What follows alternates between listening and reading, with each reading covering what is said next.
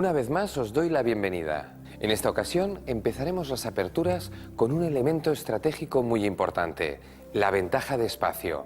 Seguiremos con la táctica, en concreto con el mate por la séptima. También contaremos con la presencia de Miguel Illescas y una de sus lecciones de gran maestro. En esta ocasión hablaremos con él del ataque por filas y columnas. Las mayorías de peones ocuparán la sesión de estrategia. Y para acabar, estudiaremos algunos finales más, en concreto, aquellos en que hay una torre detrás de un peón pasado. Empezamos.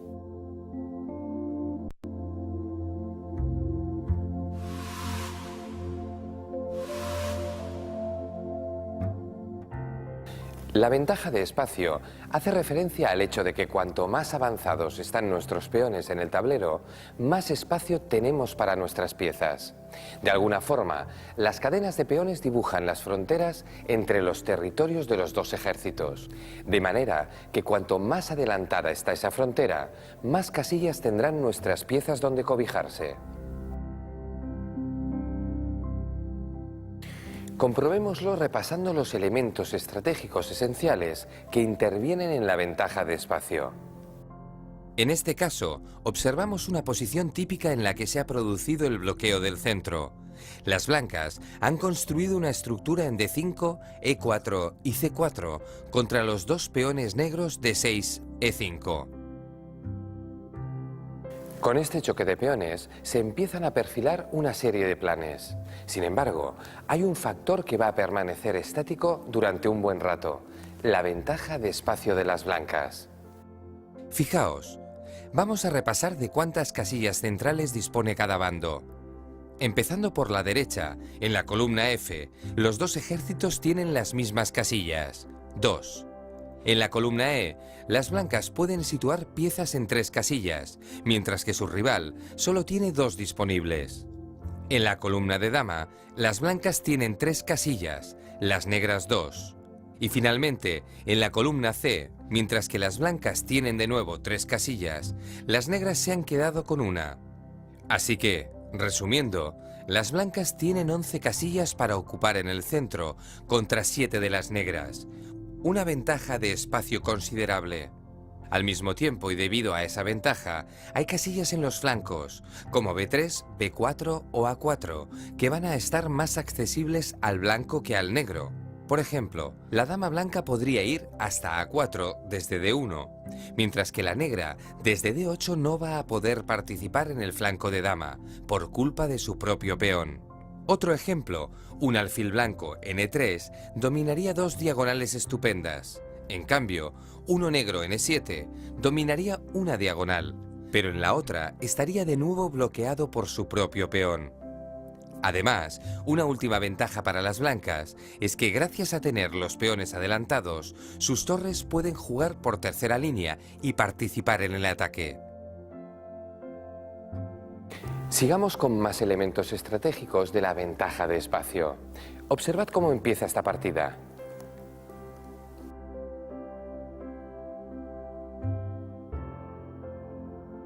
Las negras salen con una defensa francesa, en la que se bloquea el centro cuando el blanco juega E5. Con este bloqueo surgen diversas cuestiones que debemos tener en cuenta. Por un lado, el blanco acaba de ganar espacio en el flanco de rey. Esto le da ventaja, no solo porque controla casillas en territorio enemigo, sino porque dispone de muchas más casillas para jugar. En el caso que nos ocupa, esta ventaja de espacio le da la posibilidad a la dama blanca de ocupar posiciones agresivas muy pronto. Dama G4, por ejemplo, es una jugada típica en estas situaciones, aprovechando que el caballo negro no tiene una salida fácil a la casilla F6. Otra opción disponible para las blancas sería avanzar su peón de alfil de rey y romper en F5. Pero estudiemos ahora cuáles son las posibilidades de las negras en esta posición. Las negras juegan C5, atacando la cadena blanca, y las blancas responden C3, protegiendo su muro defensivo. Cuando el negro continúa su desarrollo con caballo C6, vemos que tiene más libertad de movimientos que su oponente en el flanco de dama. Para empezar, las blancas no pueden hacer el mismo movimiento de caballo, pero además, las negras tienen un peón en cuarta contra uno blanco en tercera. Por lo tanto, cada bando logra la iniciativa en un sector del tablero. Conocer este tipo de elementos estratégicos nos ayudará también mucho a la hora de diseñar nuestros planes de juego. Estudiemos ahora la ventaja de espacio en una partida clásica, la que enfrentó a José Raúl Capablanca con la primera campeona del mundo, Vera Menchik. No es habitual que citemos a muchas mujeres en este tipo de ejemplos. Así que antes de seguir con la teoría, conozcamos un poco de la historia del ajedrez femenino. Aunque se conocen algunos precedentes de jugadoras de ajedrez, se acostumbra a considerar que la historia del ajedrez femenino empieza con Vera Menchik. Menchik fue la primera campeona del mundo en el año 1927 y su reinado duró hasta 1944, cuando murió a causa de un bombardeo nazi sobre Londres. Esta brillante ajedrecista rompió con muchos de los prejuicios que habían dominado el tablero hasta su época. La discriminación se originó principalmente en el siglo XIX, en pleno auge del ajedrez.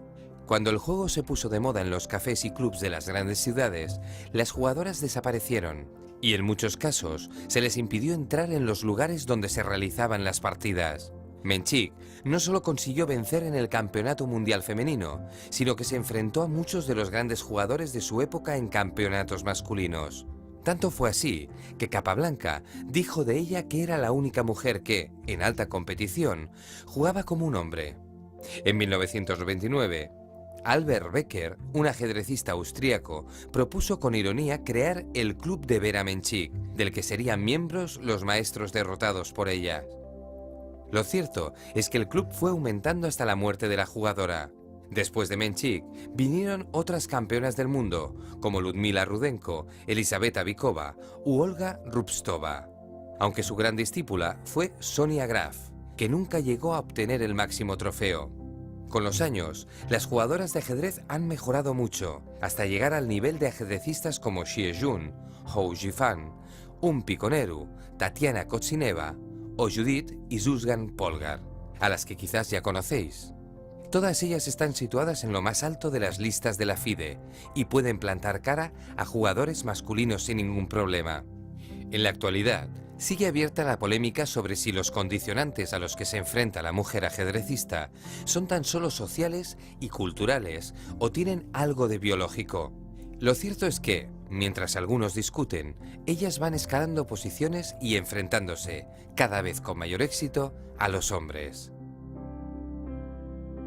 En la partida que estudiaremos a continuación, veremos cómo Capablanca aprovechó la ventaja de espacio para poco a poco asfixiar la posición de las negras. Empezamos el ejemplo en una posición en que Capablanca ya gozaba de ventaja de espacio. Los peones blancos C4, D5 y E4 habían ganado algo de territorio en el centro del tablero. Con G4, Capablanca controló el posible intento de Menchik de romper en F5. Igualmente, Menchik debería haber buscado la ruptura para abrir un poco su juego, pero en lugar de eso, movió H6, una jugada mucho más pasiva. Lo que pretendía Menchik era tender una celada a su oponente. Si Capablanca capturaba con alfil por H6, las negras respondían dama H4 jaque. Pero Capablanca no cayó en la trampa y jugó H4, amenazando la captura y ganando espacio en el flanco de rey. Esto le permitió jugar caballo G3 en su siguiente turno y tener otra pieza en tercera detrás de la infantería, perfectamente protegida. Por su lado, Menchik trató de ganar algo de espacio en el centro y en el flanco de dama con C5. Sin embargo, con eso también bloqueó el juego y permitió a Capablanca maniobrar con sus piezas fácilmente. Para evitar el avance B5, Capablanca jugó dama E2, colocando dos de sus piezas en batería detrás del peón C, apuntando hacia B5. De este modo, anulaba el plan de las negras. En este momento de la partida, Menchik empezó a hacer algunos movimientos algo erráticos. Jugó sin mucho sentido, torre H8, y Capablanca lo aprovechó para ganar espacio en el flanco de dama con B4.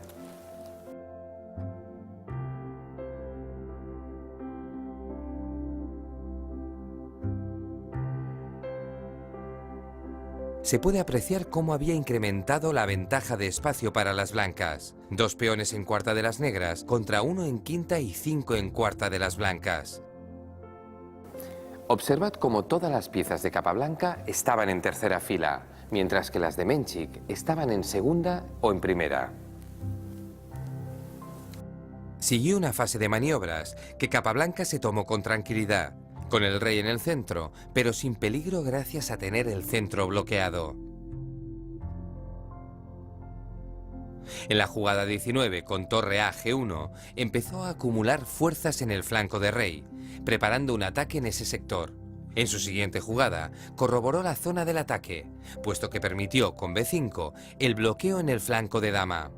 En principio esta debería haber sido una buena noticia para las negras, puesto que eliminaban uno de los posibles puntos de conflicto. Sin embargo, la fortaleza de las blancas en el otro flanco era tal que Capablanca continuaba teniendo mucha ventaja.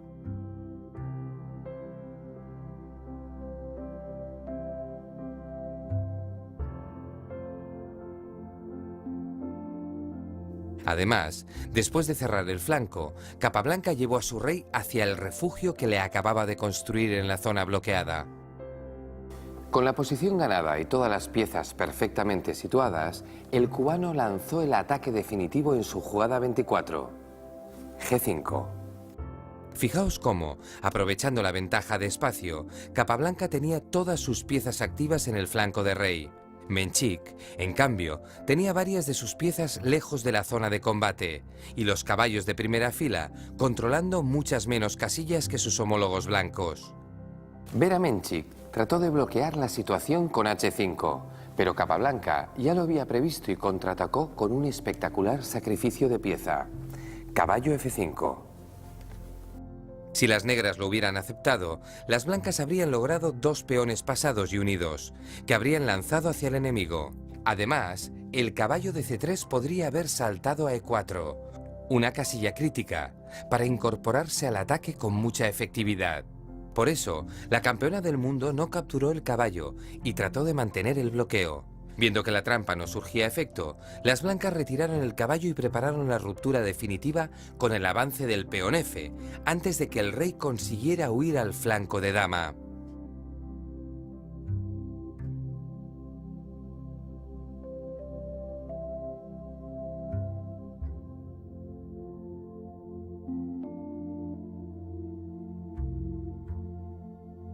A mitad del camino del rey negro, Capablanca jugó F4 y provocó la ruptura. A partir de ese momento, la victoria no se haría esperar. El ejército negro había quedado escindido por la mitad en dos flancos aislados e incomunicados. Sin apenas espacio, Menchik jugó rey D7 y enseguida fue víctima de un golpe definitivo, alfil por D6. Tras esta jugada, Menchik abandonó, puesto que a dama por D6 hubiera seguido el jaque torre F7 y las negras habrían perdido la dama y por consiguiente la partida. Así que ya habéis visto cómo Capablanca ganó aprovechando la ventaja de espacio que su rival le había concedido sin querer. ¿Cómo veis esto de la ventaja de espacio? ¿Qué os parece si practicamos un poco para familiarizarnos con el concepto? El ejercicio que vamos a ver proviene de una sesión de simultáneas que el gran Anatoly Karpov disputó en el año 1988.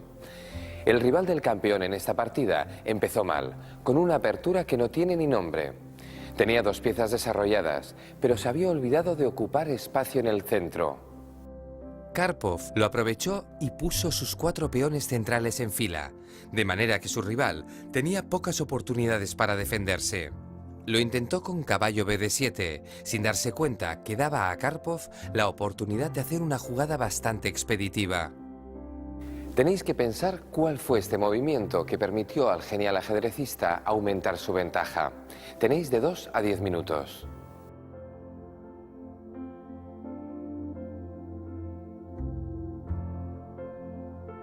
La jugada que hizo Karpov efectivamente fue E5. Era una oportunidad perfecta para mandar a la primera fila a una pieza rival, de manera que las negras habían gastado 2 tiempos de forma inútil. Además, el caballo iba a tardar tiempo en salir, puesto que el alfil en E7 le estorbaba, así que la ventaja blanca era ya enorme. Y después del cambio en E5, Karpov quedó con 3 peones en el centro contra uno del rival, una ventaja que le permitió ganar con mucha facilidad. Quizás algunos habéis pensado en caballo F3, no está mal del todo, pero quizá las negras nos respondan atacando un poco, por ejemplo, sacrificando un peón con E5.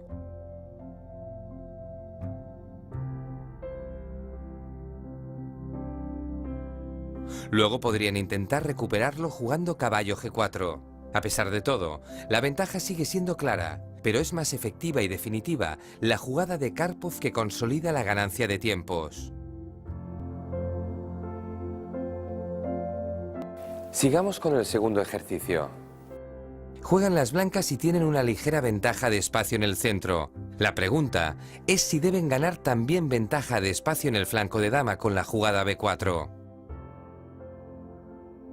¿Tiene sentido o es demasiado ambicioso intentar dominar todo el tablero?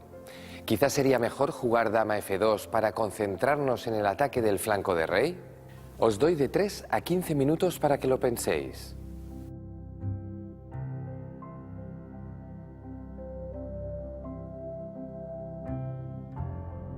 La respuesta es que B4 es una jugada excelente.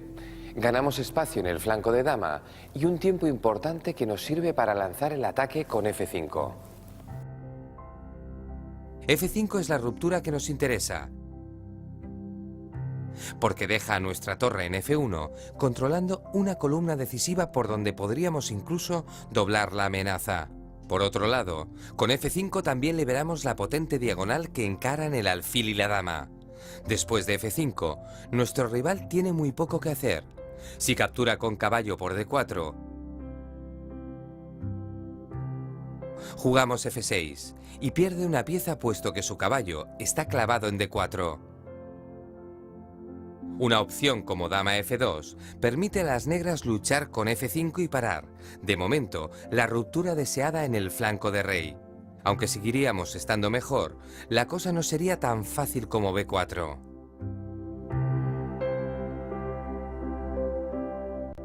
Veamos otro ejercicio.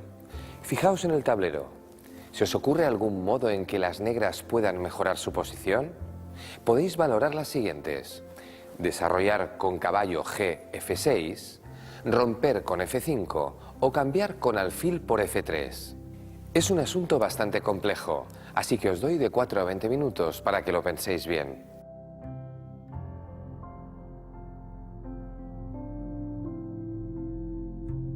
El movimiento normal es caballo G F6, es el más natural. El problema es que las blancas tienen ventaja de espacio y con la salida del caballo sufriremos esa inferioridad durante bastantes jugadas. La ruptura tampoco es muy recomendable.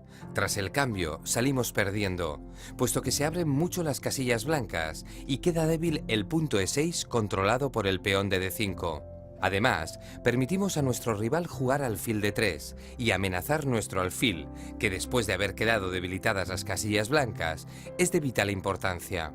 Así que es un poco pronto para romper, ya que deberíamos apoyar antes con G6. Nuestra mejor jugada en este caso era el cambio alfil por F3. Excelente para los que lo hayáis acertado, no era nada fácil.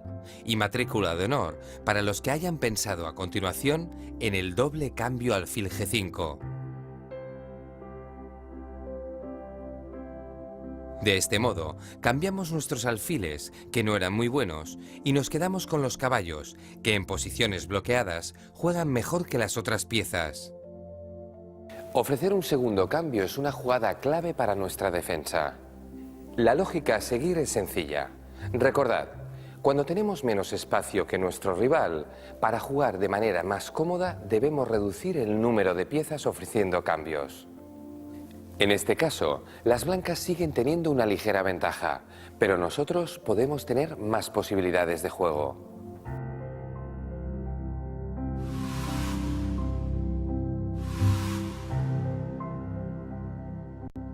A continuación veremos un tema muy importante, el mate por la séptima línea. Muchos de vosotros ya sabéis que esa es una ubicación perfecta para las piezas pesadas, sobre todo para las torres. Desde ahí acostumbran a atacar a los peones enemigos que se hallan todavía en su fila de origen. Pero también desde la séptima, las torres cortan el paso al rey rival y en ocasiones pueden entrar con efectos decisivos en ataques de jaque mate. Aunque se trata de un tema bastante intuitivo, estudiemos algunos ejemplos para familiarizarnos con él. En esta posición, la fuerza de la torre blanca en séptima es tremenda y la confluencia con la dama sobre el punto F7 hace el ataque todavía más peligroso. El único problema es la dama negra en F5, que controla la casilla junto con el rey. Lo que debemos preguntarnos en una situación así es si la dama defiende algo más, ya que si lo hace, podría estar sobrecargada. A continuación, nos damos cuenta de que la dama negra también defiende el caballo. La idea es realizar un ataque combinado imparable. Capturamos con torre por E4, un sacrificio de calidad temporal para desviar a la dama enemiga del control de F7. Seguimos jugando dama por F7 y el ataque es ya definitivo. El rey negro se refugia en el rincón y con dama por G7, gracias a tener la torre y la dama en batería, en séptima, las blancas consiguen el jaque mate. El segundo ejemplo es un poco más sofisticado. Juegan las negras y pueden valorar que las piezas blancas están algo lejos de su rey. Cabe pensar también que la dama negra está cerca del monarca enemigo y que pueden jugar torre A2 para realizar una amenaza conjunta sobre F2. Sin embargo, ese punto está bien defendido por el alfil, a la vez que el alfil está protegido por el peón de F2, y ahí surge la idea combinatoria.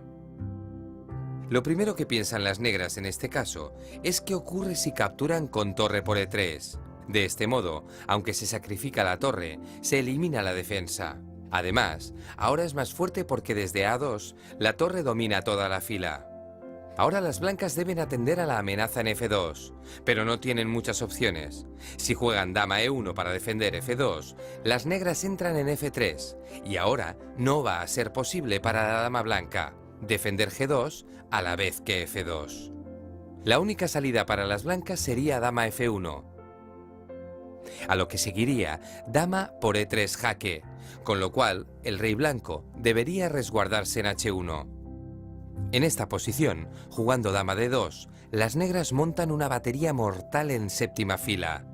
Su rival vuelve a defender con dama G1 y las negras responden dama E2, de manera que amenaza más jaques en E4 o F3 y la defensa es ya imposible. Las blancas podrían esquivar uno de los dos jaques con la torre, pero el otro sería inevitable y de ese modo las negras conseguirían finalmente el jaque mate.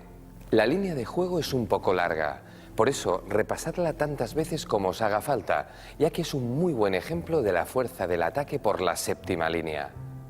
Observad que en la jugada 3, si el blanco hubiera intentado defender con su torre en lugar de con su dama, la partida se habría acabado antes. Con dama C2, las negras hubieran montado la batería y el ataque sobre H2 se hubiera convertido en un mate imparable. Veamos ahora un par de ejemplos de ataque sin dama. En esta posición, las negras tienen un alfil y un caballo a cambio de una dama.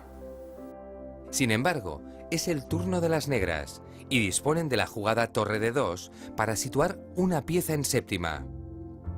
Ahora, alfil y torre actúan de forma coordinada sobre G2. Acordaos bien de este tándem atacando esta casilla, porque es estratégicamente muy importante y se da con mucha frecuencia. Aquí, el ataque conjunto es tan potente que la dama blanca no puede hacer nada para evitarlo. Trata de amenazar la torre jugando dama C3, a lo que las negras responden torre por G2 jaque.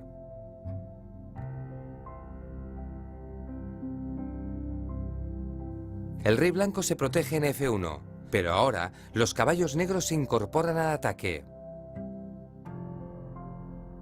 Además, las negras amenazan el jaque mate alfil B5 y cualquier intento de defenderse de las blancas choca contra una avalancha de piezas negras sobre su rey.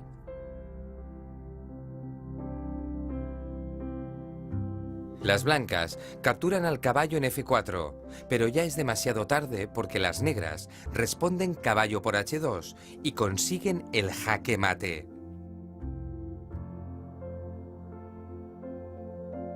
Es un ejemplo muy ilustrativo de cómo el ataque en séptima línea de una torre combinado con otras piezas puede superar la ausencia de la dama. Examinemos ahora un ataque con dos torres que suele ser muy peligroso también.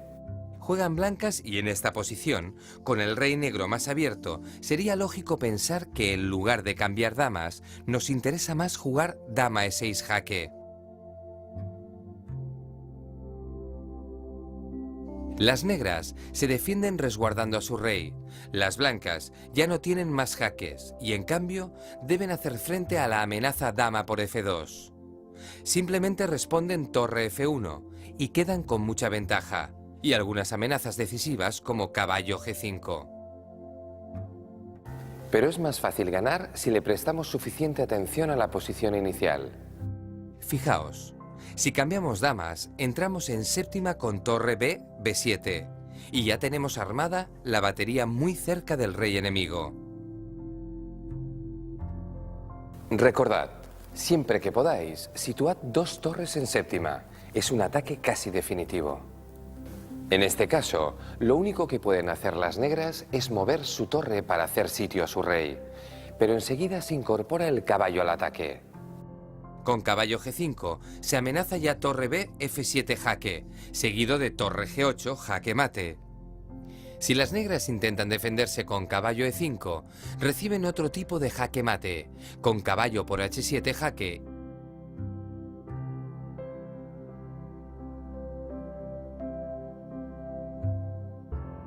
Y luego torre G8.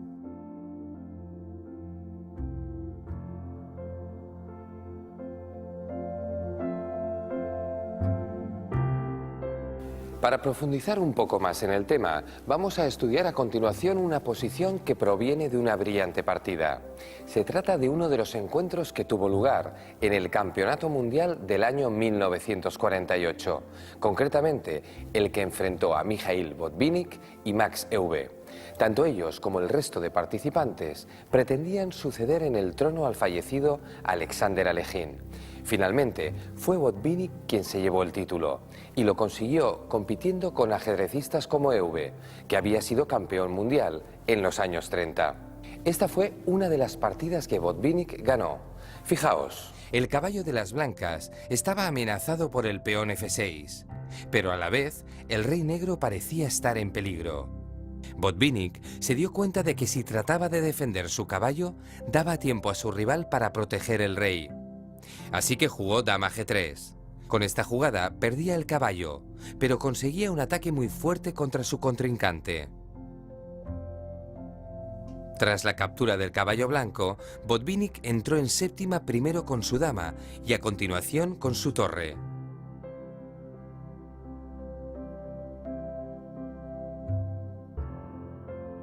Ahora, el doblaje de piezas en séptima le permitía amenazar dos mates distintos, dama E7 o dama D7.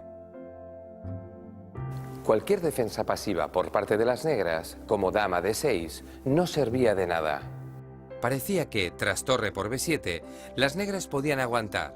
Controlaban con su dama las tres casillas críticas, el mate de torre y las dos de dama. Sin embargo, un sencillo movimiento, torre A7, lo cambiaba todo. En esta posición, para defender las tres casillas críticas, Euwe solo podía haber jugado dama D8. Botvinnik habría capturado con dama por H7 y las amenazas habrían continuado. Así que con dama D6, las casillas críticas de las negras habrían aumentado y finalmente habrían acabado recibiendo jaque mate.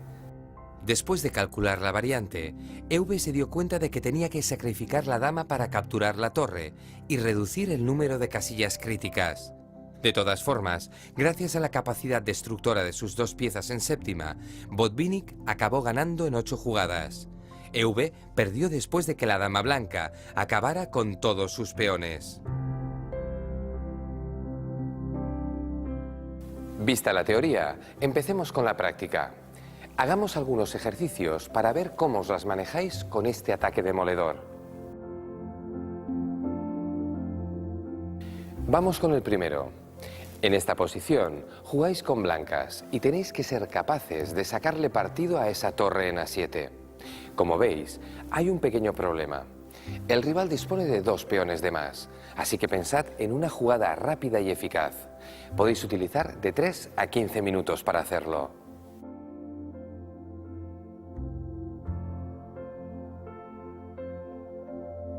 Exacto.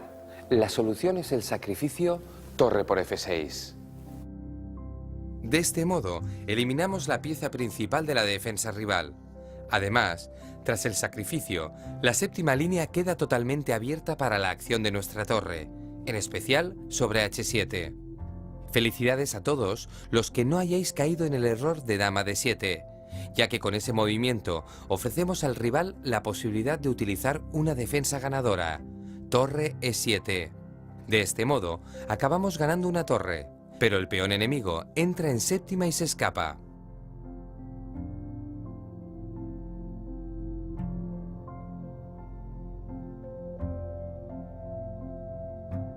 Por mucho que hagamos con torre C1, las negras logran coronar y ganan la partida. ¿Qué haríais después del sacrificio de torre? Fijaos en cómo deberíamos continuar la partida. Tenemos que rematar la partida con la jugada más amenazante, y esa no es otra que dama H6.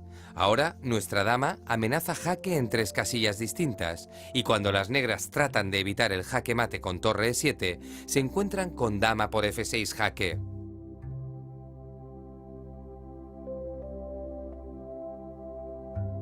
La torre negra queda paralizada por el jaque, y en el siguiente movimiento aumentamos la ventaja con torre por E7. Las negras tratan de reducir la diferencia, cambiando dama por torre. Pero ahora B2 ya no sirve de nada, y las blancas acaban dando jaque mate en pocas jugadas. En el segundo ejercicio recuperamos una partida del maravilloso ajedrecista danés Ben Larsen, uno de los mejores del mundo en su época. Era el turno de las negras, y en el encuentro real jugaron a 4. Para nuestro ejercicio haremos una pequeña variación e imaginaremos que movieron dama C5. De este modo las negras ofrecen el cambio de damas y presionan en C2. ¿Qué haríais en este caso? Tenéis de 2 a 10 minutos para encontrar el mejor modo de jugar.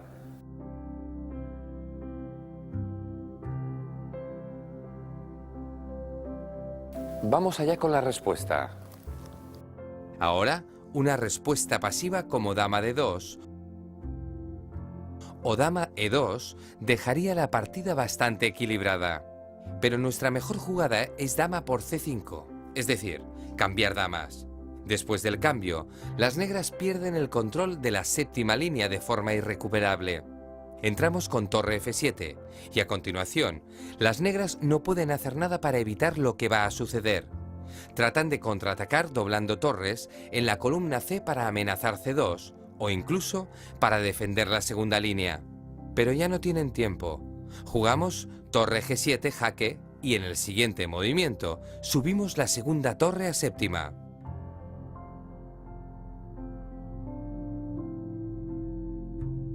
A partir de ahora, entra en funcionamiento el mecanismo mortal de jaque mate y el dominio de la séptima línea es total. Mirad en cómo acaba esta partida. Las negras intentan emprender su contraataque, pero torre por H7 jaque inicia el principio del fin. El rey negro trata de resguardarse, pero gracias a las 2 torres y al peón en H6, las blancas dan jaque mate del modo que estáis viendo en pantalla.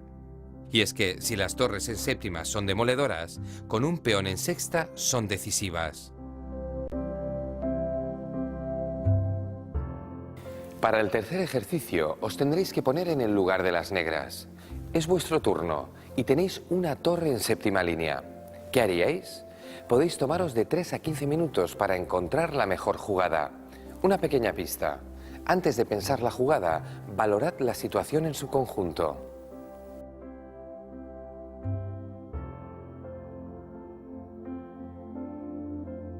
Analizando la situación de forma global, os habréis dado cuenta de que tenemos 3 peones de más. Una gran ventaja. Por otro lado, nuestro alfil en G5 está amenazado y la acción sobre G2 está bien contrarrestada por la dama blanca. Sacrificar el alfil no nos serviría de nada, porque la torre blanca defiende bien la posición. De todos modos, nuestro problema más urgente es que las blancas tienen la posibilidad de jugar torre por A7 y entrar en la séptima línea también con la dama. Tras este examen de la situación, podemos concluir que nuestra mejor jugada es alfil E7. De este modo bloqueamos la séptima línea y cuando el blanco toma en A7, hemos cortado la comunicación entre dama y torre. Ahora tenemos 2 peones de ventaja y hemos de aprovecharlos para ganar la partida. Las blancas tratan de igualar material con F5, pero nosotros respondemos H4, adelantándonos en el ataque definitivo. En su siguiente turno, las blancas capturan en H4 y con dama F4 damos el primer jaque. A continuación, el rey rival se refugia en G1 y volvemos a darle jaque con torre B1, con lo que ya se intuye que el jaque mate no va a tardar en llegar.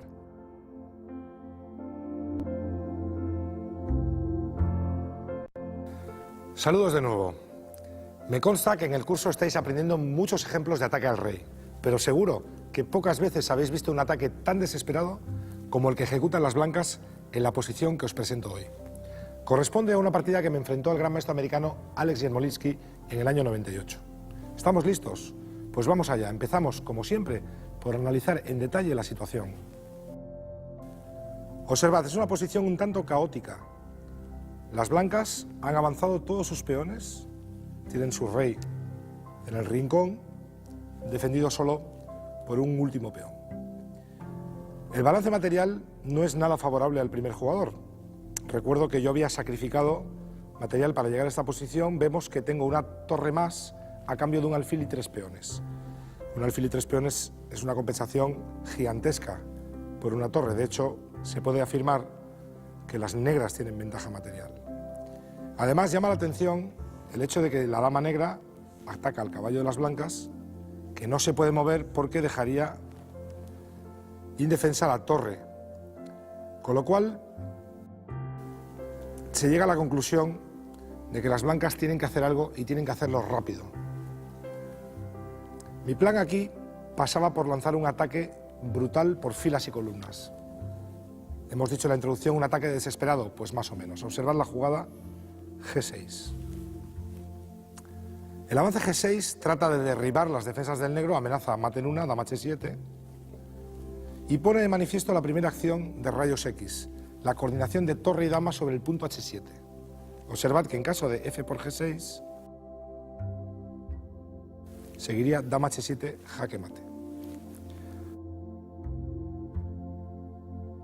Por tanto, las amenazas que plantea G6 son clarísimas y las negras no tienen ningún jaque válido, puesto que de momento el caballo D3 está defendiendo milagrosamente la posición del rey blanco. En la partida capturó mi rival H por G6, movimiento lógico, como diciendo, ¿y ahora qué? Pues bien, la continuación fue torre G1. Y de nuevo insistimos en el ataque coordinado. Vemos que dominamos la séptima línea, la columna G y la columna H. En caso de que las negras hubieran capturado caballo, dama por E3, seguiría torre por G6 y después de la captura, de nuevo, el mate en H7. Estamos viendo cómo las blancas están coordinando el ataque por filas y columnas. Pero, atención, se sacó una defensa de la manga. Suele ser habitual que con una gran ventaja material el bando defensor puede devolver parte de ese material para defenderse. Eso es lo que hizo Yermolinsky. Alfil G7, un movimiento defensivo espectacular. La clave está en que si yo capturo, después del rey por G7, las negras tienen torre de menos, pero de pronto pasan al ataque. No se podía permitir tal cosa y tuve que seguir jugando con gran energía. Torre por G6. De nuevo se pone de manifiesto la importancia del peón de F7 como baluarte defensivo. La captura de la torre hay que descartarla, puesto que las blancas entrarían en G7 ganando fácilmente. Bien, aquí mi rival pensó que la única opción para salvar la partida era organizar un rápido contraataque. Jugó dama B1 jaque. Por fin, la dama negra tiene un jaque y Yermolinsky consideró que era el momento adecuado para efectuarlo. Esta jugada encierra una trampa. Atención, porque ahora podría parecer que las blancas ganan con la sencilla torre G1. Vamos a verlo. Torre G1, que parece que gana, en realidad es un grave error, puesto que seguiría el sacrificio dama por G1,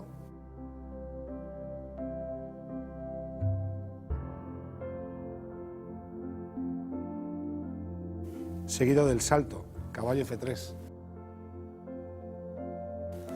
La horquilla decisiva, rey-dama. No hay que olvidar nunca que el rival tiene también sus propias ideas al respecto de la posición. Tuve que jugar rey G2 y ahora siguió una secuencia más o menos forzada. Las negras se dan cuenta de que seguir con los jaques no lleva a nada y optan por defender el punto G7.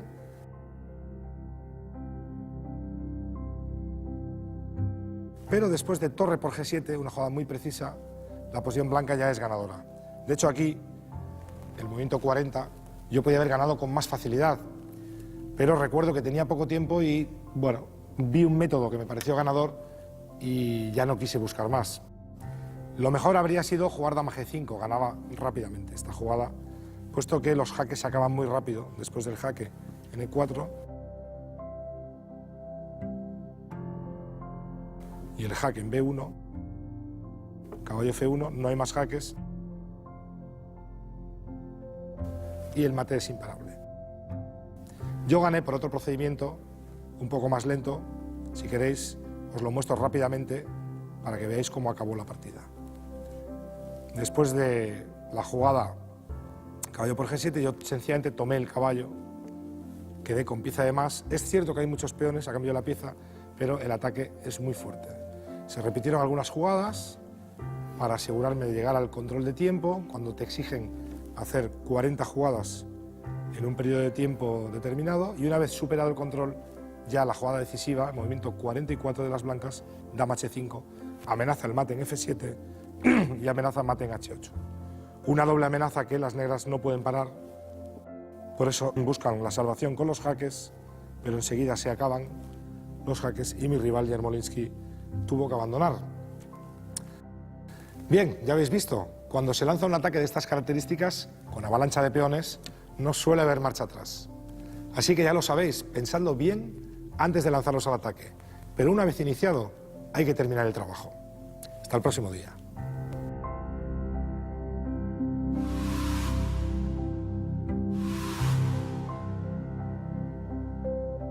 El concepto mayoría de peones hace referencia a las situaciones en que existe un desequilibrio en el número de peones en un sector concreto del tablero. En el primer ejemplo vamos a estudiar un caso de mayoría móvil. Observad.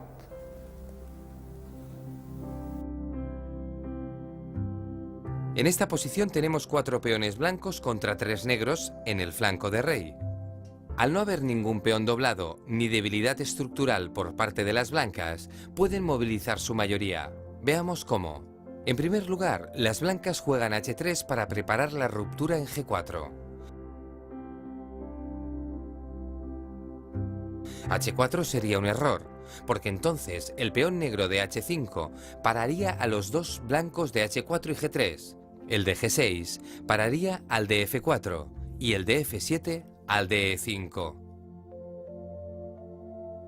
La mayoría de las blancas quedaría inutilizada y en cambio se habría convertido en una mayoría inmóvil y bloqueada, muy inferior a la mayoría móvil de la que parten. H3 permite a las blancas la ruptura sistemática y ordenada de la cadena de peones, de la que salen ganando un peón pasado. Recordad, el objetivo final de una mayoría de peones es la creación de un peón pasado. H3 permite romper en G4. G4 controla la ruptura en F5 y F5 hace su trabajo en E6, donde las blancas acaban consiguiendo su peón pasado. Por otro lado, las negras cuentan con mayoría en el flanco de dama y ya tienen el peón pasado, pero no puede progresar debido a que el rey blanco se lo impide. Las negras siguen la partida, con rey C6 tratando de llegar a D7 para evitar el avance de la mayoría de peones, mientras las blancas siguen con su plan.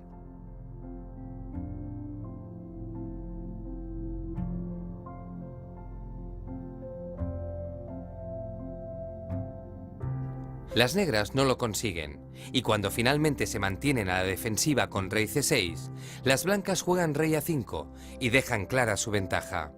El peón pasado en A7 no representa un peligro, no puede avanzar y por tanto no interviene en la batalla. Así que es como si las negras tuvieran un peón de menos. Esto deja al rey negro con muy pocas posibilidades. Los peones blancos controlan casillas muy importantes como B5, D5 y D6. Pronto caerán, bien el peón de A7 o bien el de C5, o va a permitir que el peón blanco corone. Por ejemplo, si las negras juegan rey B7, las blancas podrían ganar con rey B5.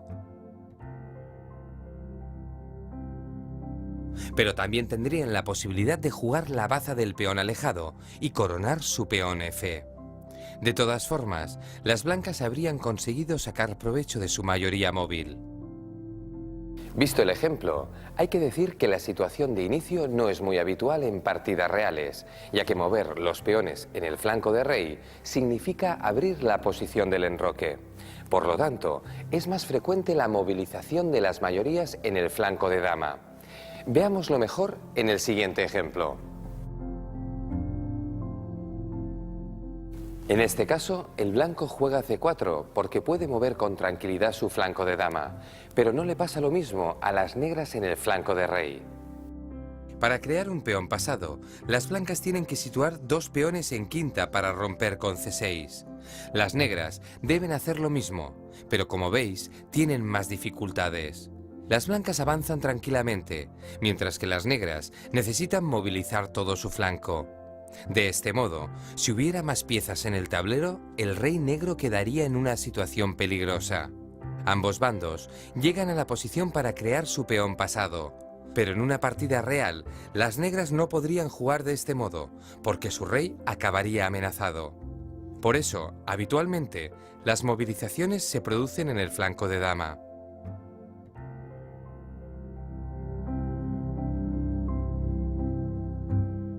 Profundicemos un poco más en el concepto estudiando un par de ejemplos magistrales. Dos partidas clásicas que ilustrarán a la perfección la movilización de la mayoría de peones. La primera proviene del gran Mikhail Botvinnik, concretamente de una partida que el soviético ganó contra Hans Moch.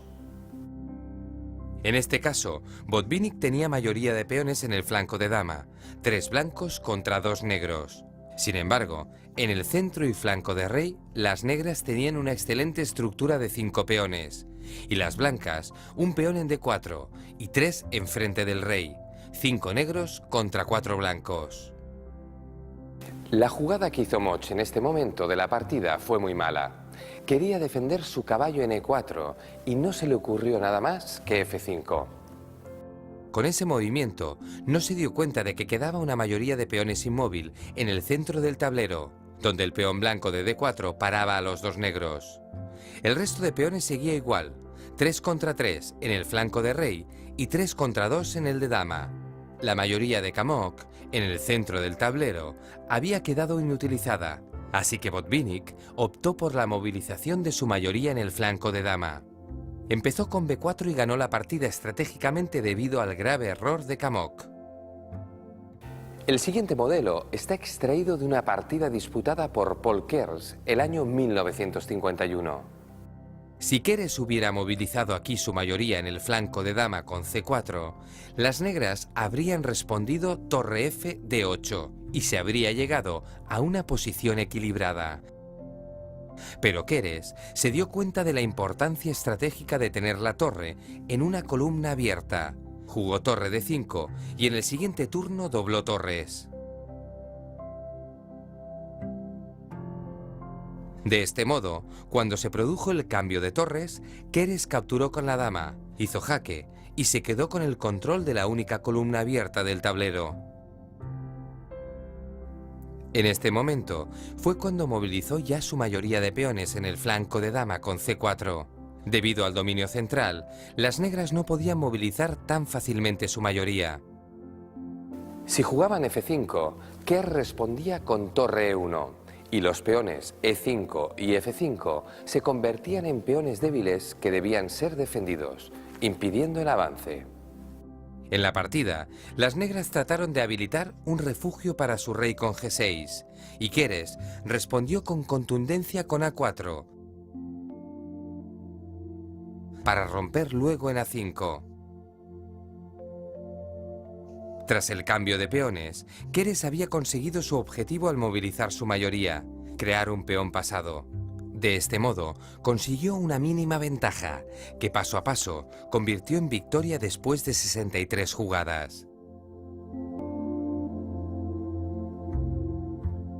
Tras estos dos últimos ejemplos magistrales, queda bastante claro el concepto de las mayorías de peones. Es un tema bastante complejo, así que os recomiendo que volváis a la teoría unas cuantas veces para acabar de familiarizaros con él.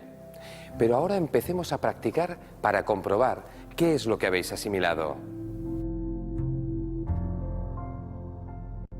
En este ejercicio juegan blancas y tenéis que pensar con qué avance movilizaríais los peones en el flanco de rey. Una opción sería E5, de manera que avanzamos el peón que está libre de oposición, como dictan las normas clásicas. Otra posibilidad con el mismo criterio sería H4. También podríamos sacrificar temporalmente un peón con F5. O finalmente, G4 para poner los peones en el color contrario al alfil. La elección es difícil, así que podéis tomaros de 5 a 25 minutos para escoger entre estas cuatro jugadas.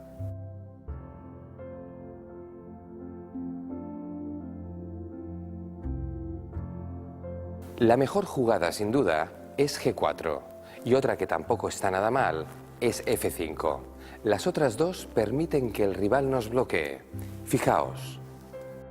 E5 es un movimiento especialmente débil en esta posición, porque deja a las negras una casilla importante para activar su caballo, D5.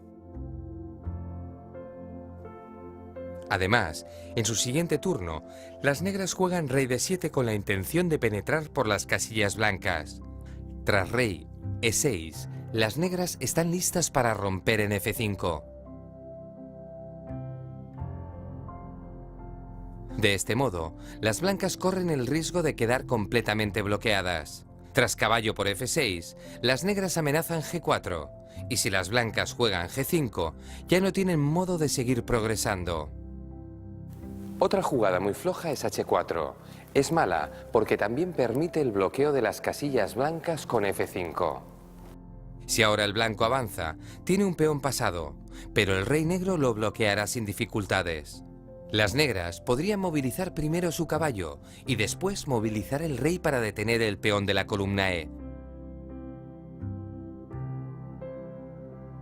Por otro lado, si el blanco captura con E por F5, las negras toman con el caballo, que justo a tiempo salta a H6 para controlar la casilla crítica G4. F5 es un movimiento interesante porque entrega un peón pero abre el juego del alfil y deja a las blancas con buenas perspectivas. Sin embargo, la posición resultante no es del todo clara. Mucho mejor es la jugada G4, con el plan posterior H4, H5, para romper y crear un peón pasado a continuación. Para evitarlo, lo único que pueden hacer las negras es jugar F5 para buscar el bloqueo. Sin embargo, de este modo las blancas no solo pasan uno, sino dos peones. Aunque las negras intenten bloquearlos con caballo G6, no pueden contra dos peones y un alfil. Las blancas juegan alfil F2, aprovechando que las negras no pueden seguir con caballo por F4, porque el alfil blanco lo clavaría en G3.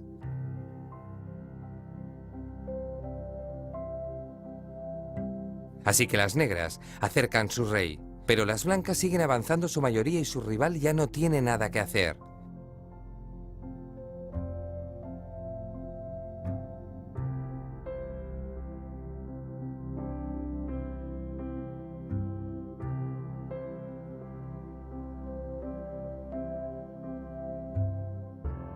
Los peones avanzan a casillas de color contrario a las de su alfil para garantizarse la seguridad del camino.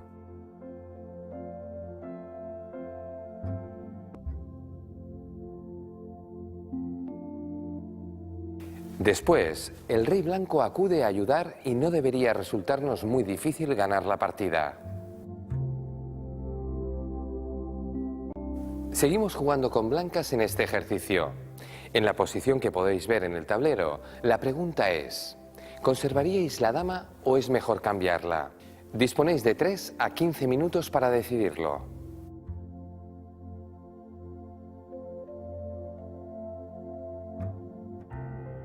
La respuesta es que el cambio nos da una clara ventaja que debemos aprovechar. Tras cambiar, podemos jugar torre de 1 y ocupar la columna abierta, antes controlada por la dama negra. Amenazamos el caballo en D7 y subimos la torre hasta la sexta. Ahora el rival ya está en nuestras manos. Su juego se vuelve dependiente del nuestro y cada vez encontramos mejores jugadas. Incorporamos el caballo a la acción con caballo G3 y con B4 desviamos el caballo negro de C5, que nos impide entrar en séptima con la torre. Finalmente, torre de 7 ya nos sitúa en una posición de dominio total respecto a nuestro contrincante.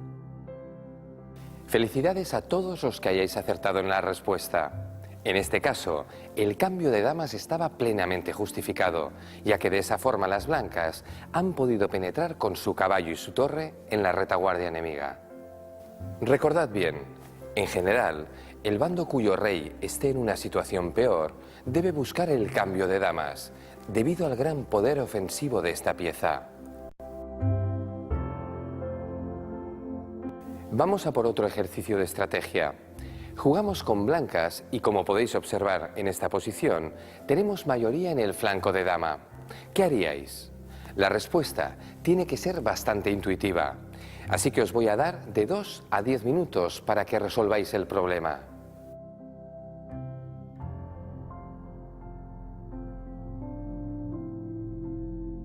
Vamos a por la solución. Quizás alguno de vosotros habrá pensado en mejorar la situación del caballo con caballo C3 para llegar luego hasta D5.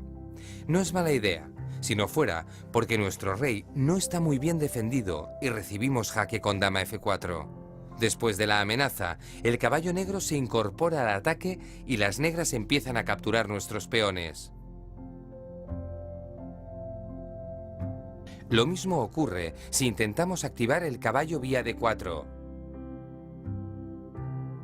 Las negras responden caballo F6, y aunque nuestra posición es mejor que antes con caballo F3, las negras siguen controlando la situación.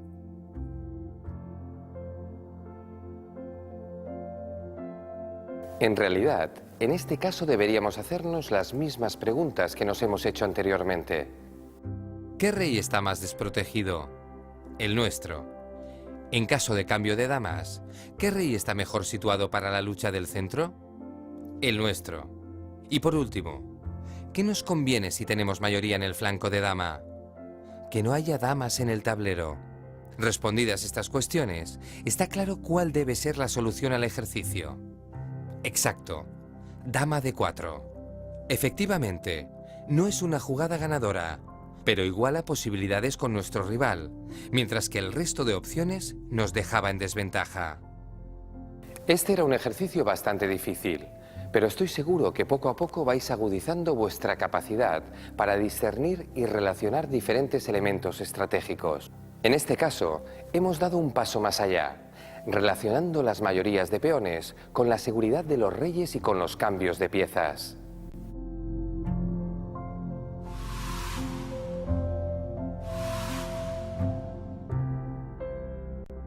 Abordamos a continuación un tema muy importante debido a la frecuencia con que se presenta en la práctica. Me refiero al principio de colocar la torre detrás del peón pasado. Dicho enunciado se refiere de igual manera a dos situaciones distintas. Una cuando el bando que defiende evita o controla el avance del peón pasado, situando su torre por detrás. Otra cuando el bando fuerte empuja a su peón pasado, apoyándolo con su torre. Las dos situaciones tienen una característica en común. A medida que avanza el peón, la torre aumenta su rango de acción, tanto si defiende como si controla. Empezaremos con el primer caso, es decir, cuando la torre defiende controlando el peón pasado enemigo. En esta posición, ambos bandos están en igualdad material, pero está claro que el peón pasado de A6 supone un gran peligro para las negras. Está muy avanzado y las negras tienen que hacer algo para controlarlo. Observad la diferencia entre estas dos actitudes defensivas. Una consiste en amenazar directamente el peón enemigo jugando torre A8. En esta opción, las blancas responden torre B6 y además de defender su peón, dejan la torre negra con solo dos filas disponibles, es decir, una actividad muy limitada. En esta posición, las negras no tienen otro remedio que activar su rey para auxiliar la torre. Sin embargo, las blancas también hacen salir a su monarca y desde E3 llega libremente al flanco de rey. Ahora comparad lo que acabáis de ver con la opción correcta de las negras. Mucho mejor que torre A8 es torre C1 jaque.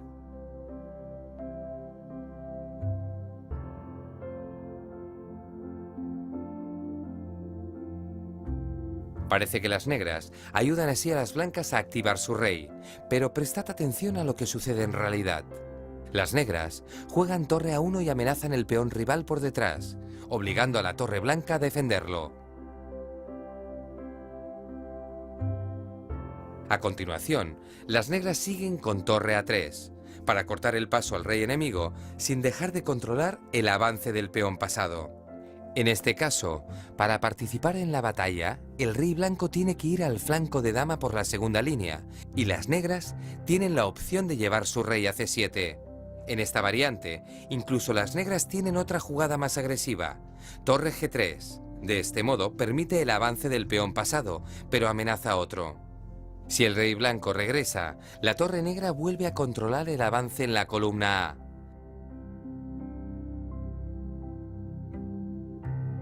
Si las blancas optan por A7, las negras responden torre por G2 jaque, y cuando el rey escapa, la torre negra vuelve a tiempo a su labor en la columna A.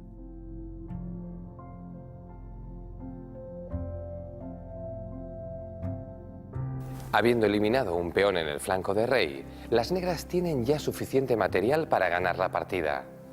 Queda comprobada, por tanto, la enorme diferencia de defender por detrás o por delante el avance del peón enemigo. En un caso, cuanto más avanza el peón, más asfixia el juego de una torre mal colocada.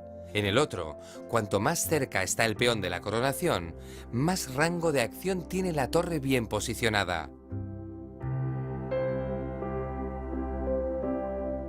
Veamos ahora qué ocurre cuando la torre del bando fuerte adopta el mismo principio de colocarse detrás del peón pasado, en este caso para empujarlo. Juegan blancas, y si se limitan a avanzar el peón, las negras responden torre C1 jaque.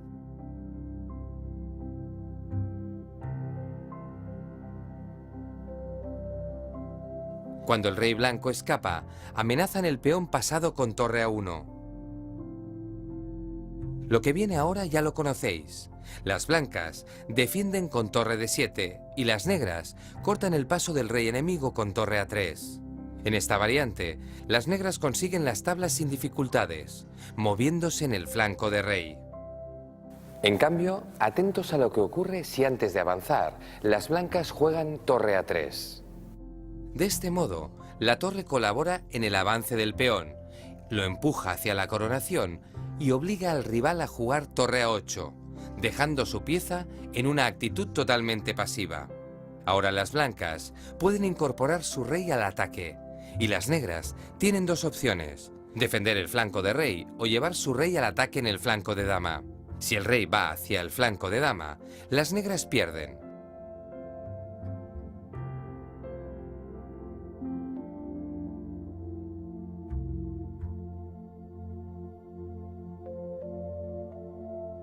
Porque cuando capturan en A7, la partida llega a un final de peones perdido, con el rey demasiado alejado de la acción.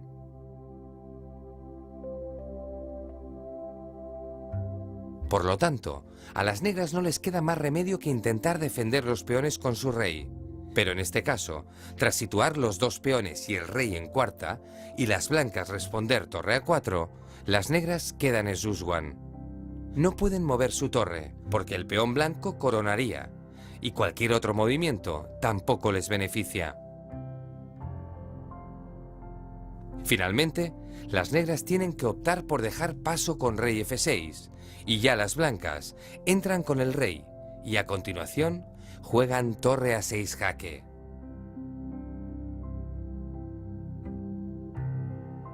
En esta posición caen todos los peones negros y ya no hay nada que pueda evitar la victoria de las blancas.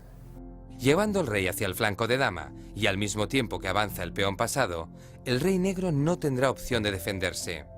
Así que, al igual que en las tareas defensivas, la torre colocada detrás del peón pasado es eficaz apoyando el avance. Ahora fijaos en esta posición, porque vamos a ver qué pasa si las negras colocan bien la torre. Aquí las blancas no podrían ganar a pesar de tener su peón en séptima. El rey blanco trata de intervenir en la lucha, dirigiéndose hacia la zona de combate, y la torre negra se mantiene a la espera.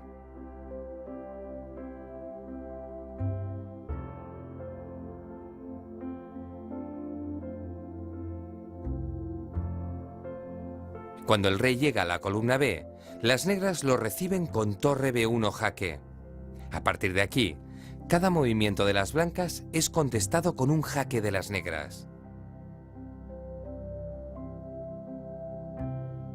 Finalmente, cuando las blancas están a punto de capturar la torre, las negras juegan torre A6 y escapan sin dejar de controlar el peón pasado. Así que con la torre negra bien colocada detrás del peón pasado, las blancas se quedan sin planes. Esto es así gracias a la gran actividad que adquiere la torre situada detrás del peón que avanza. Debéis tener siempre en mente que la actividad de la torre es decisiva en este tipo de finales. Siempre debéis buscarla. Dejemos la teoría y pasemos a los ejercicios para tratar de poner en práctica todos estos conceptos. En el primer ejercicio juegan blancas. Tienen un peón de menos y deben afrontar una situación difícil. Tenéis que pensar en cuál es la mejor opción para la defensa del bando blanco. Disponéis de 2 a 10 minutos. Vamos allá.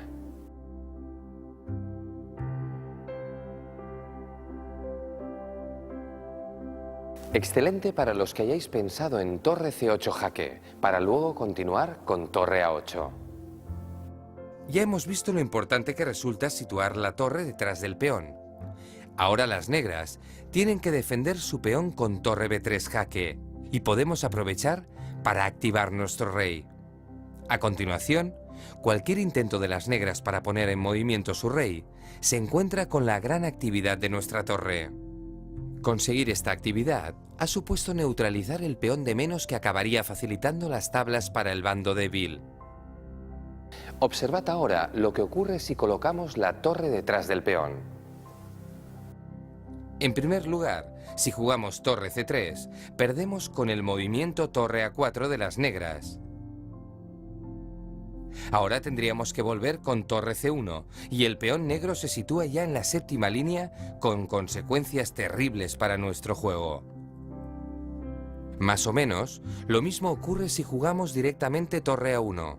Después del movimiento torre A4 de las negras, tenemos algún tiempo más que en el caso anterior y activamos nuestro rey.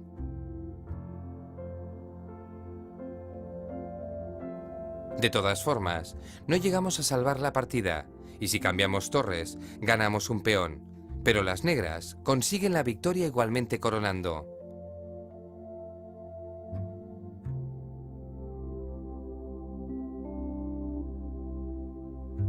Por otro lado, si antes del cambio de torre tratamos de frenar el avance en el flanco de rey con F4, entonces el rey negro entra en acción y captura nuestros dos peones.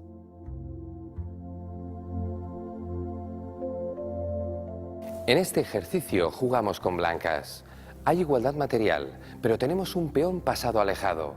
¿Cuál creéis que es el mejor modo de jugar esta posición? Con un tiempo de 2 a 10 minutos deberíais tener suficiente para resolverlo.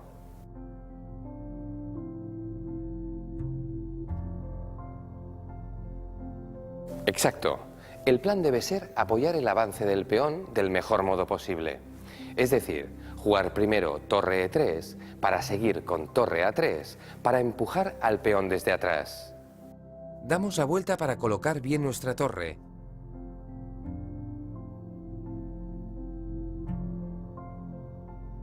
Y cuando el negro defiende con torre A6, ponemos en marcha nuestro rey en dirección a la torre enemiga.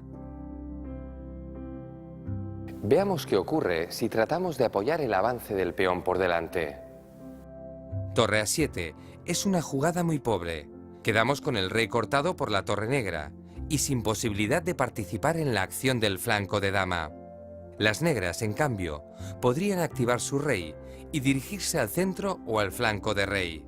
En pocas jugadas nos quedaríamos sin movimientos ni plan de ningún tipo. Este ejercicio es un poco más difícil de lo habitual. A pesar de todo ello, no os voy a dar ninguna pista.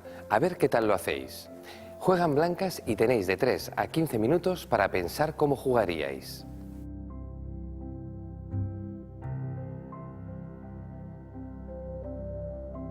En este caso, tenemos una excepción a la regla, la gran dificultad del ajedrez. Si siempre funcionara lo que nos dicen las reglas generales del juego, sería un deporte mucho más fácil y menos atractivo. Por lo que hemos visto hasta ahora, lo normal sería que pensáramos en apoyar el avance del peón pasado, colocando la torre por detrás de él. Sin embargo, después de C5, las negras amenazan torre C8. Y nosotros respondemos torre C1. En esta posición, el rey negro llega a la zona de combate casi al mismo tiempo que el nuestro.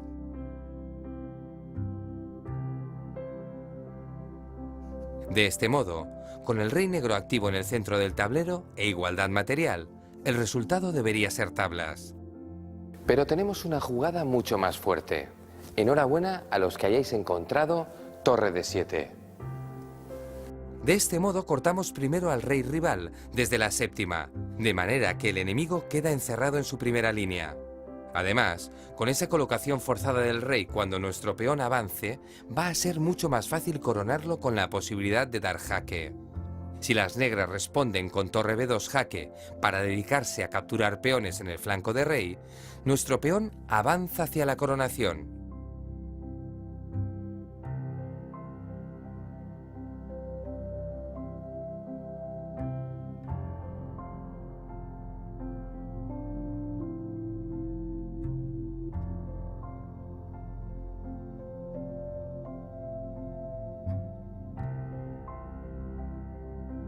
Cuando finalmente las negras juegan torre C1 para amenazarlo, tienen un problema con su rey en la octava fila. Atacamos con torre D8 jaque y después rey G7, coronamos en C8.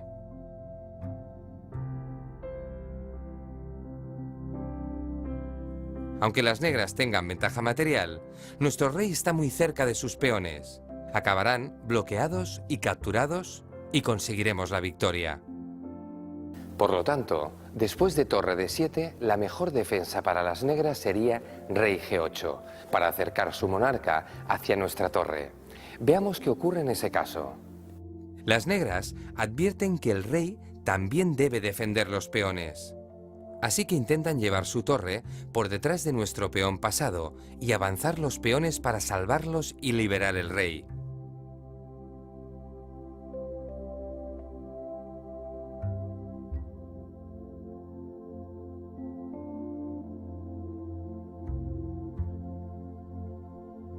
Sin embargo, cuando las negras juegan torre H1 para amenazar nuestros peones en el flanco de rey, se dan cuenta del poder que tiene la actividad de nuestra torre. Jugamos torre D2 y defendemos el peón, a la vez que escapamos de la amenaza del rey negro, que ahora ha quedado cortado y no tiene acceso a la zona de acción. Además, nuestro peón pasado avanza de la mano de nuestro rey en un final que tenemos muchas posibilidades de ganar. Hasta aquí hemos llegado. Podéis estar muy orgullosos si vais siguiendo las explicaciones. Si hay conceptos que no acabáis de tener claros, no os preocupéis. Ya sabéis que la complejidad de los temas que tratamos requiere que volvamos a repasar los ejemplos y a hacer los ejercicios. Y sobre todo, no dejéis de disfrutar con el juego.